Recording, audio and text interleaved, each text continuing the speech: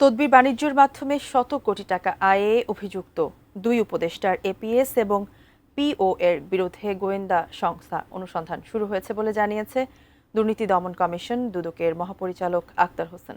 পরে তাদের ব্যাপারে প্রকাশ্য অনুসন্ধান শুরু হতে পারে। তাহিদ সৌরভ জানাচ্ছেন বিস্তারিত।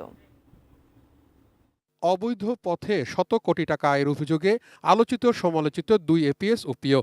তারা হলেন যুব ক্রীড়া মন্ত্রণালয়ের উপদেষ্টা আসিফ মাহমুদ সজীব ভূঁইয়ার সাবেক এপিএস মোয়াজ্জেম হোসেন এবং স্বাস্থ্য উপদেষ্টা নূরজাহান বেগমের সাবেক ব্যক্তিগত কর্মকর্তা তুহিন ফারাবী। গত বৃহস্পতিবার এই দুই পিএস ও পিওর দুর্নীতির খোঁজে কার্যক্রম শুরুর ইঙ্গিত দিয়েছিলেন দুদকের মহাপরিচালক আক্তার হোসেন।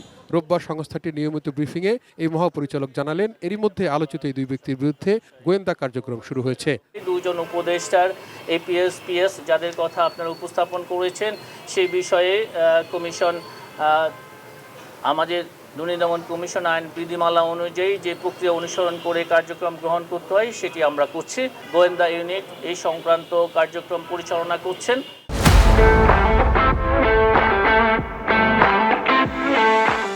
এদিন 4 কোটি টাকারও বেশি অবৈধ সম্পদ থাকার অভিযোগে ময়মনসিংহের সাবেক সংসদ সদস্য কাজিম উদ্দিন আহমেদের বিরুদ্ধেও মামলার সিদ্ধান্ত নিয়েছে দুদক।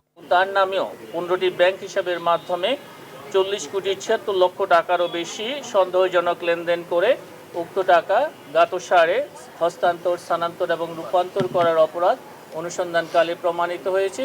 এদিকে অন্তর্বর্তী সরকারের অভ্যন্তরে দুর্নীতির অভিযোগ এনে তা অনুসন্ধান তদন্তের দাবিতে মার্চ টু দুদক কর্মসূচি পালন করেছে যুব অধিকার পরিষদ। তারা দুর্নীতি দমন কমিশনের প্রধান কার্যালয়ে এসে এ বিষয়ে স্মারকলিপি দিয়েছে। তাহিদ সৌরভ, এটিএন নিউজ, ঢাকা।